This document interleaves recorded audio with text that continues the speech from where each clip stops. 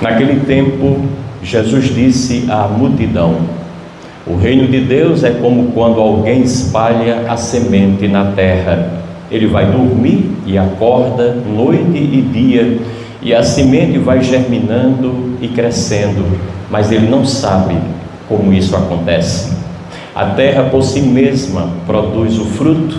Primeiro aparecem as folhas, depois vem a espiga e por fim os grãos que enchem a espiga. Quando as espigas estão maduras, o homem mete logo a foice, porque o tempo da colheita chegou. E Jesus continuou: com que mais poderemos comparar o reino de Deus? Que parábola usaremos para representá-lo? O reino de Deus é como um grão de mostarda, que ao ser semeado na terra, é a menor de todas as sementes.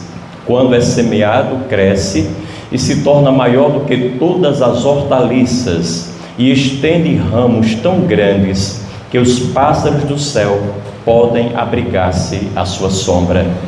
Jesus anunciava a palavra usando muitas parábolas como estas, conforme eles podiam compreender, e só lhes falava por meio de parábolas. Mas quando estava sozinho com os discípulos, explicava-lhes tudo. Palavra da salvação. Meus irmãos e irmãs, o Evangelho de hoje nos traz, como bem vimos agora, duas parábolas. As parábolas eram costumeiramente utilizadas por Jesus Cristo por uma razão muito simples. A missão de Cristo não era nada fácil, era traduzir uma grandiosidade infinita, que era o reino de Deus que ele veio anunciar, para pessoas finitas, para encarná-la dentro de uma realidade extremamente limitada, como é a nossa. Então, nenhuma linguagem direta poderia trazer algum efeito prático. E é por isso que as parábolas, essas sim, são capazes de nos levar a compreender melhor o que ele nos queria dizer. Porque a parábola é uma história que compara uma grandeza à outra, e nessa comparação vai aguçando a nossa imaginação. E nós sabemos que a coisa mais importante na vida de uma pessoa é ter uma boa imaginação.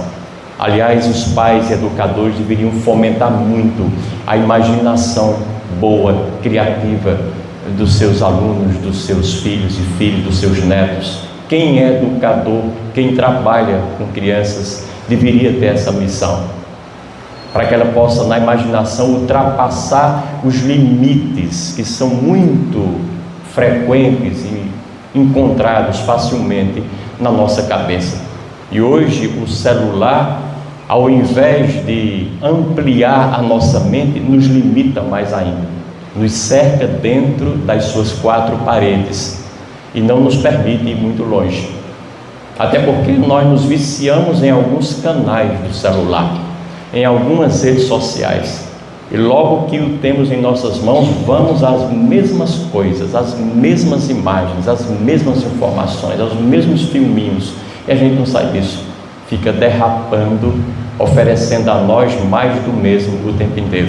Não há inovação possível, não que não haja possibilidade em tese, mas porque a gente acaba se condicionando ao extremo.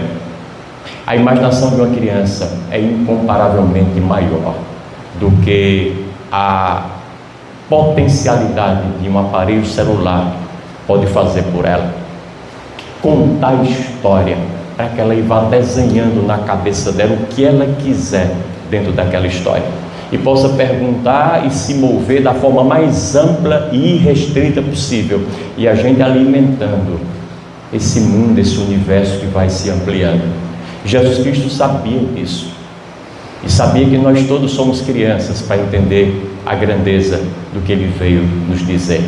Por isso utilizava as histórias, e na história a gente compreende logo. Às vezes eu me encontro com pessoas na rua e diz: padre, eu nunca mais fui à missa do Senhor, tal. Eu fui há quantos anos? 10 anos, 15 anos atrás. E quando se reconta, eu nunca esqueci uma história que o Senhor contou lá. Se lembra da história. Se lembra da história. Jesus Cristo sabia que as pessoas se lembravam das histórias que Ele contaria, e por isso que Ele as contava de forma larga e abundante. As duas histórias de hoje, pelo menos uma delas, deve ficar muito presa na nossa cabeça para expandir-se no nosso coração.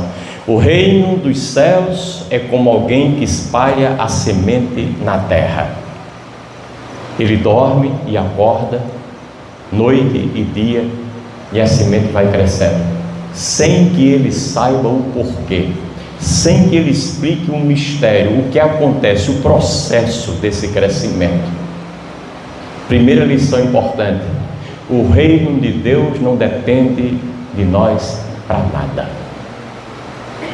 Às vezes a gente fica pensando que Deus é dependente da gente, que o reino dos céus, dependendo do nosso comportamento, ele se instala. Se nos comportamos bem, ótimo, para ele avança.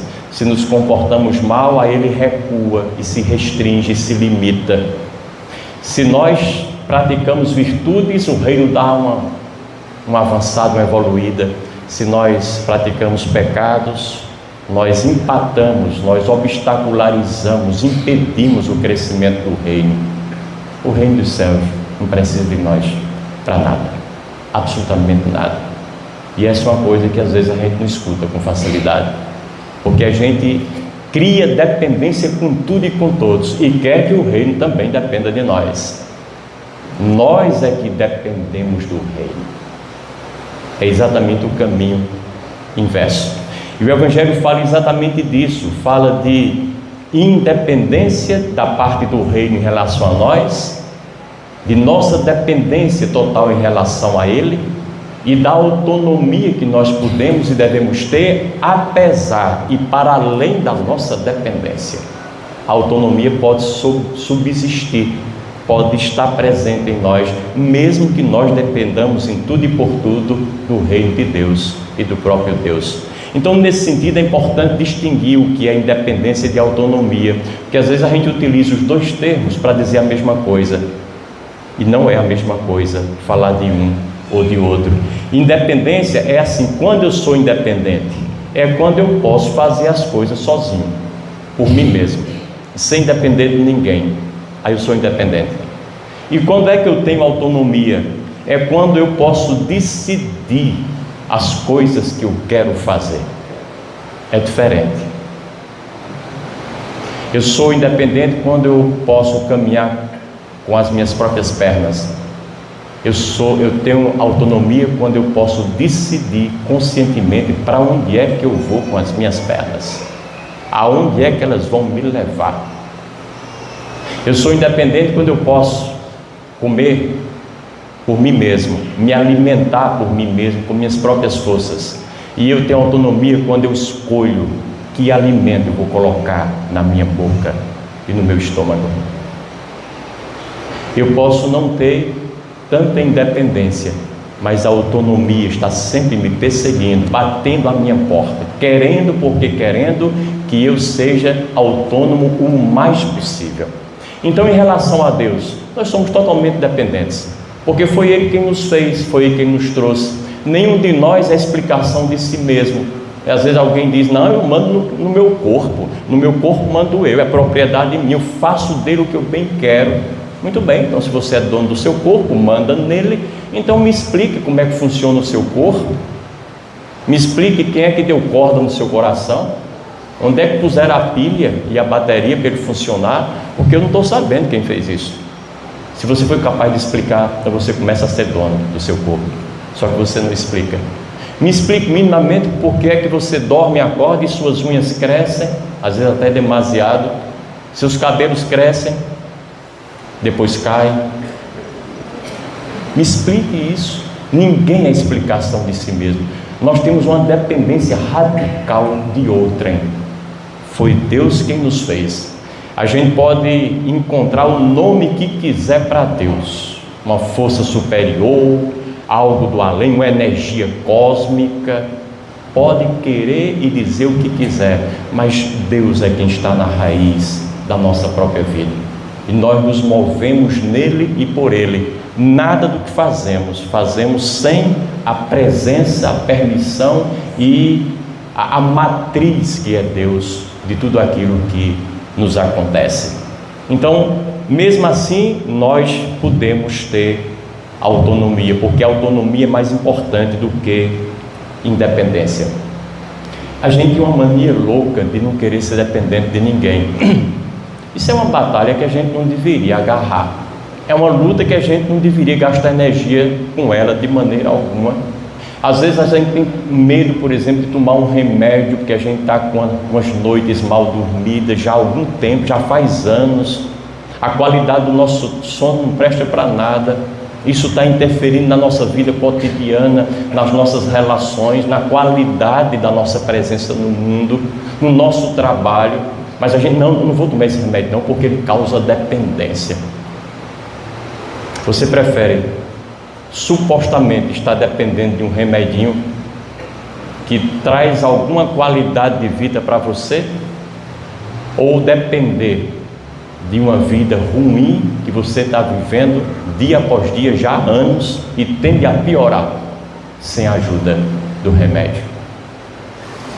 Autonomia significa escolher se tomo ou se não tomo. E todos nós temos esse direito inalienável e esse dever sagrado de fazer as nossas escolhas. Não temamos dependência, temamos o oposto dela, quando a nocividade, enquanto o resultado pode ser muito pior. Nenhuma dependência pode tirar de nós a nossa autonomia. E aqui eu me lembro, por exemplo, de Viktor Frankl.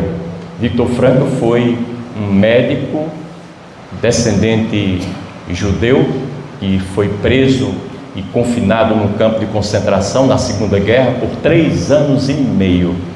Ele nunca perdeu a lucidez, um homem de fé judia. E aí ele escreve depois nas suas memórias, num livro, dizendo assim: pode-se tirar tudo de um ser humano, menos a última das suas liberdades, que é a capacidade de decidir o melhor caminho a seguir, independentemente de qualquer coisa. Você pode estar no fundo do poço, no mato sem cachorro, totalmente fora de qualquer possibilidade de vida, pode estar muito em baixa, mesmo assim você continua livre para decidir que caminho tomar, o que fazer, que solução você vai dar para você, para aquele momento crucial da sua vida.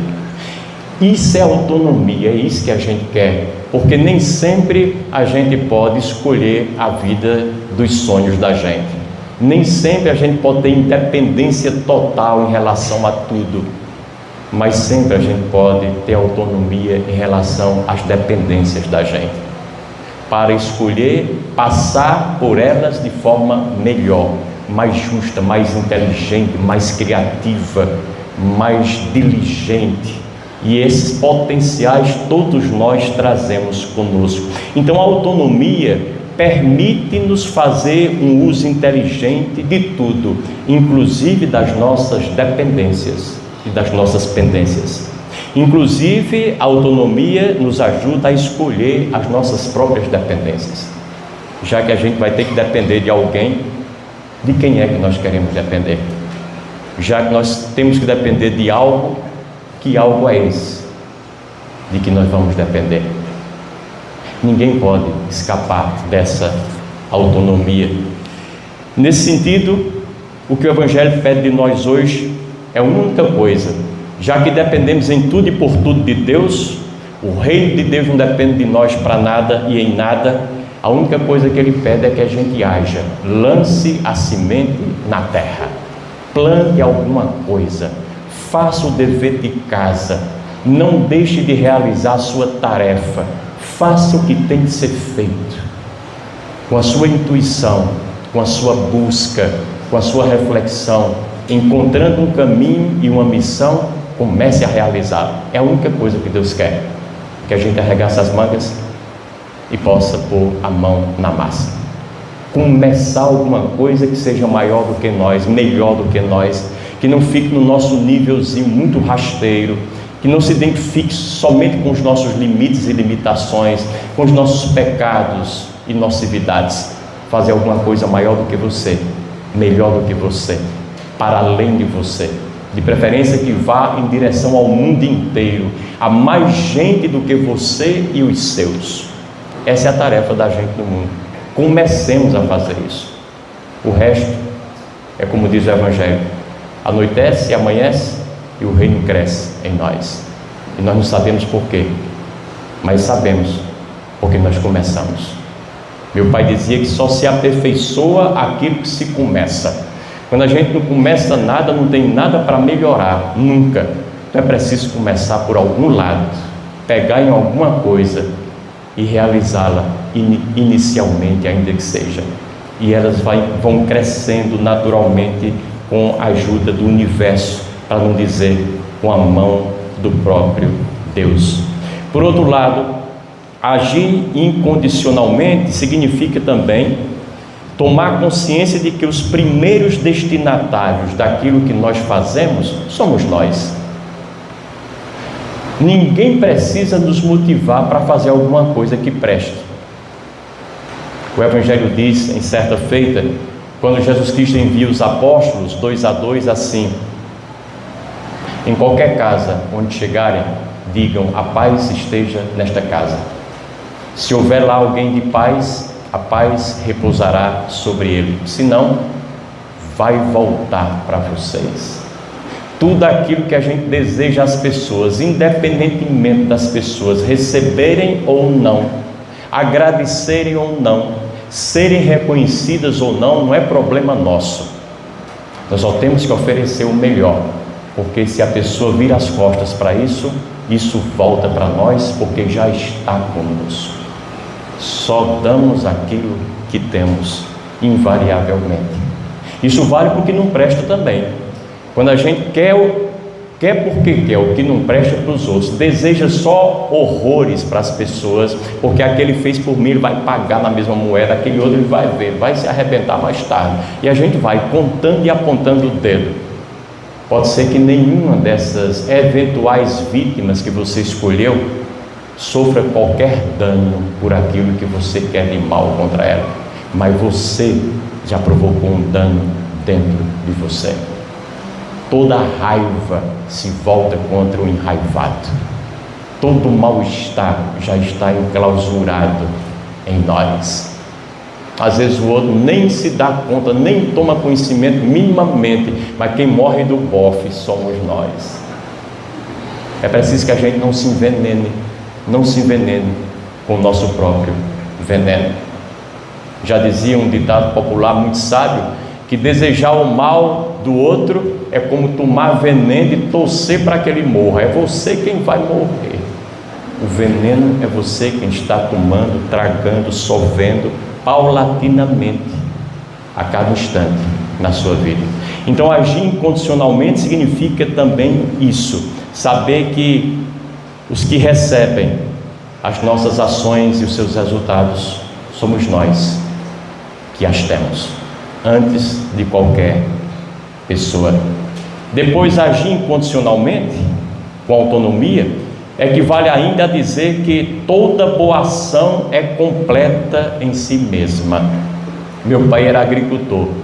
Quando começava a melhorar o tempo, finalzinho, começo de novembro, meio do mês, naquela época os invernos eram mais irregulares, ele, como bom agricultor, já começava a preparar a terra com os trabalhadores e plantar. Depois, lá para dezembro, um segundo plantio, e lá para começo de março, um terceiro. Ele apostava em todos os momentos.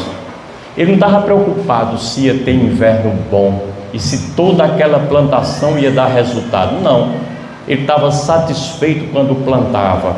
Era uma alegria isso para ele. E se houvesse possibilidade de colheita, era uma segunda satisfação, uma segunda alegria. Todo gesto de amor e de bondade é completo nele próprio. Ele não depende do que vem na frente. Às vezes nós criamos a dependência, os links entre o presente e um futuro. Aí criamos muitas expectativas e nos frustramos, porque na verdade todos nós sabemos que as frustrações são diretamente proporcionais às expectativas que nós nutrimos. Se nós nutrimos expectativas sempre muito altas, a tendência é que as frustrações também sejam altas. na mesma proporção e medida.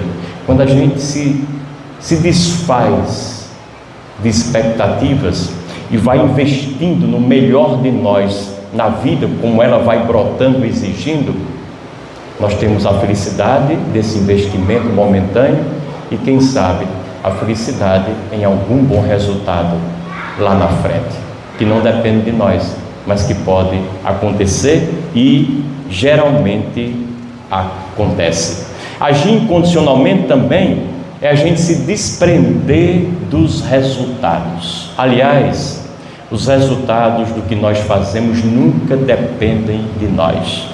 Nós não temos esse controle, não possuímos esse domínio. A única coisa que nós controlamos minimamente é fazer o nosso melhor, fazer a nossa parte e acreditar que o mundo vai fazer a parte dele, que os outros também farão a sua, porque Deus garantidamente faz a dele o tempo inteiro. Qual é a regra de ouro? E atenção para isso, se for preciso decorem isso, porque para nós é muito importante em termos de vida. A regra de ouro é fazer somente o que nos for possível, fazer somente em tudo e por tudo aquilo que nos é possível, porém fazer tudo que nos for possível. Não é nos contentar com uma coisinha pequenininha, não. É explorar o universo, às vezes infindável, das nossas possibilidades. Faça tudo o que for possível fazer em qualquer situação. Depois, acolha e aceite qualquer resultado. Eu faço só o que é possível, faço tudo o que eu posso e aceito da vida qualquer resultado que ela tem para me oferecer. Isso me faz lembrar a segunda lei da chamada espiritualidade hindu, que diz assim: aconteceu a única coisa que poderia ter acontecido.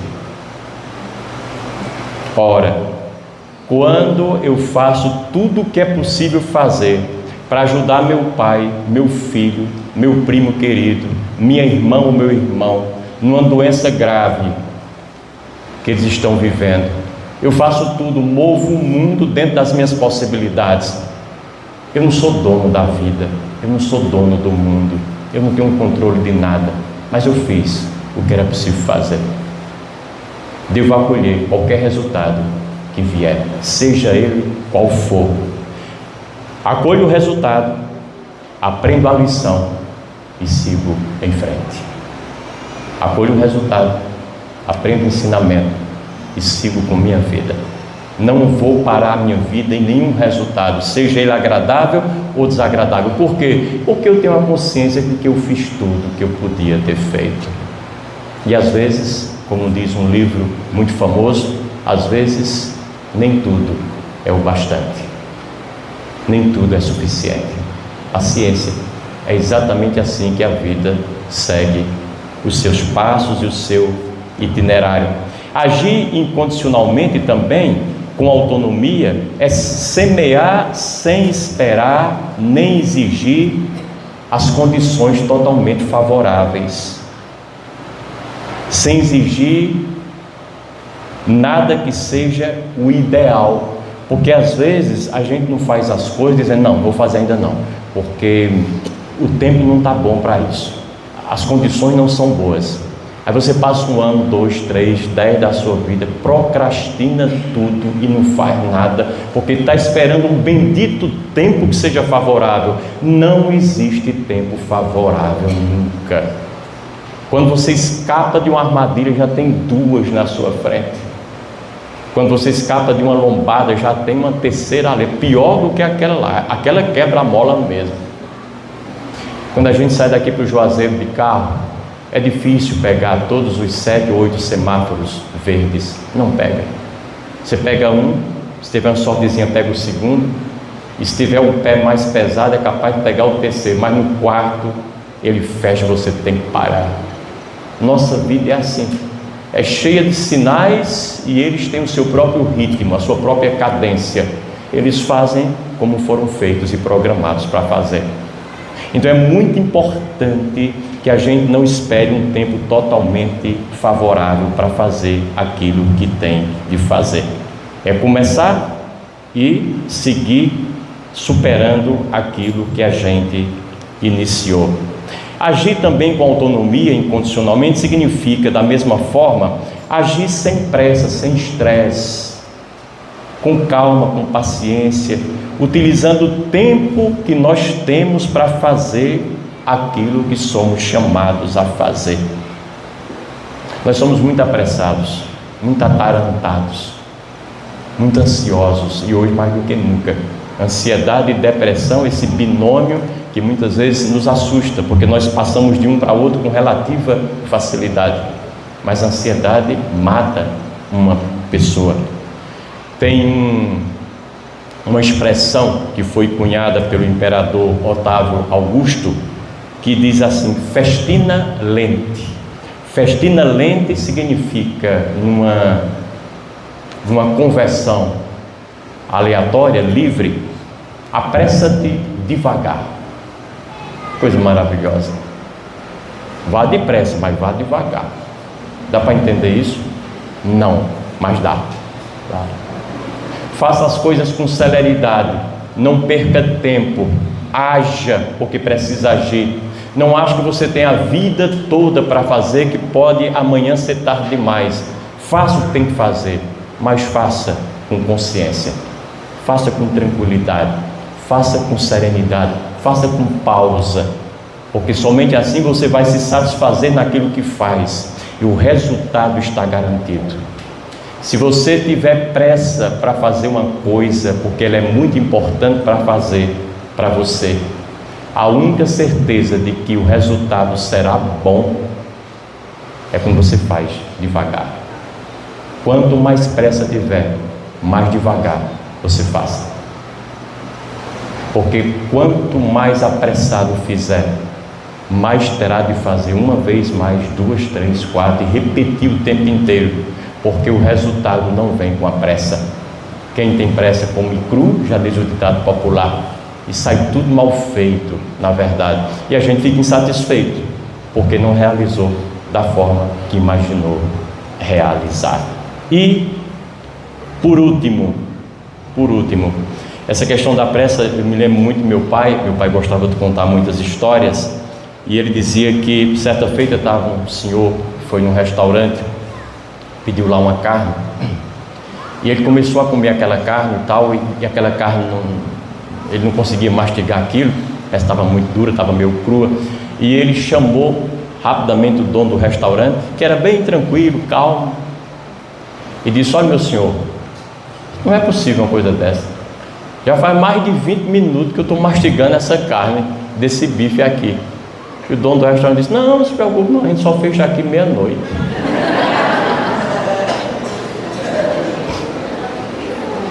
Mastiga o máximo que você possa, porque às vezes a gente até nisso erra bastante, e muitas doenças que vêm da ansiedade vêm também nos impondo uma mastigação que a gente não usa mais. A gente tem os dentes direitinho, tem um palato, o céu da boca, está tudo funcionando, a língua, e a gente não utiliza, vai engolindo a comida, e hoje, se tiver com o celular na mão, você nem sabe o que você comeu 10 minutos depois. É muito importante mastigar não só a comida material que alimenta nosso estômago, mas todos os alimentos com os quais nos deparamos e que servem essencialmente para nos colocar de pé, não só o corpo, mas também a cabeça, a mente, a consciência, a alma, o espírito da gente. É preciso, mais uma vez, ainda que tenhamos dependência de tanta gente, de tantas coisas, ganhar e conquistar vitoriosamente autonomia. É isso que Deus quer de nós. Sejamos autônomos o mais que possamos. Ser autônomo significa, no fundo, usemos a nossa cabeça.